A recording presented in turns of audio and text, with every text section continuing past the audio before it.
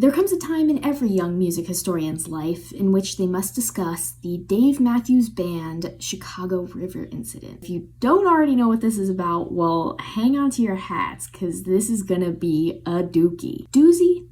No, I mean dookie. Being serious for a second, this story is quite gross. No gross pictures or anything like that, but if you're like, not today, not ever, that's completely understandable. So go ahead and scroll. Okay, it was August 8th, 2004, a Sunday, the Lord's Day. The Dave Matthews Band were in the middle of a 2-day engagement in Wisconsin, so they were staying in Chicago. They were traveling with a grand total of 5 buses, and one of those buses was dedicated to their violinist, Boyd Tinsley, who had been with the band since 1992. One of the Chicago Tribune articles I found said something like, you know you've made it as a violinist if you have your own tour bus. Anyways, this violin-only tour bus was crossing the Kinsey Street Bridge in Chicago at exactly 1:18 p.m. and the driver decided to empty the entire contents of the bus's septic system, which is like 800 pounds of human waste, as he passed over the bridge. The big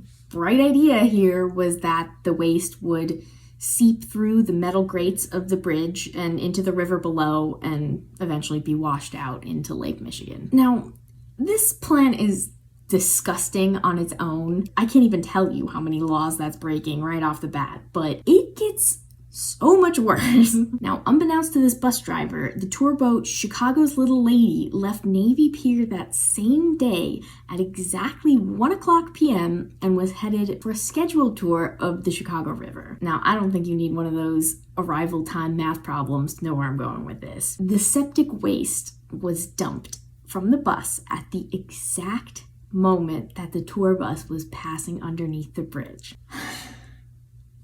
I don't know how else to describe this. The poop got on the boat. The poop got on the people who were on the deck of the boat. If I was there, I would have passed away. The boat returned to the dock and they refunded everyone their $25 admission tickets, and they hosed off the deck and went on their 3 p.m. tour, which is a choice.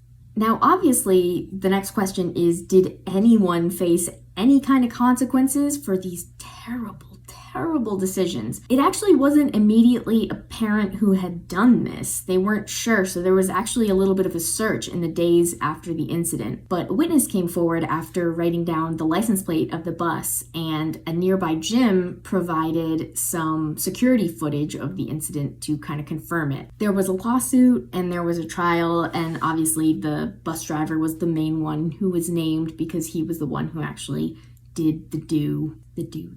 The bus driver was sentenced to 8 months of probation, 150 hours of community service, and a fine of $10,000 paid to the Friends of the Chicago River.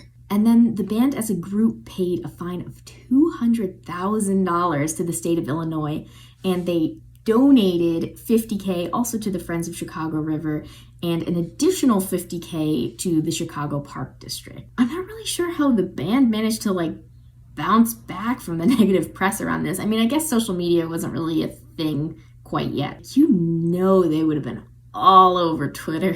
Anyways, I don't have an ending to this video. Be safe out there and don't dump 800 pounds of human feces into the river, and you should be all set. Thank you and good night.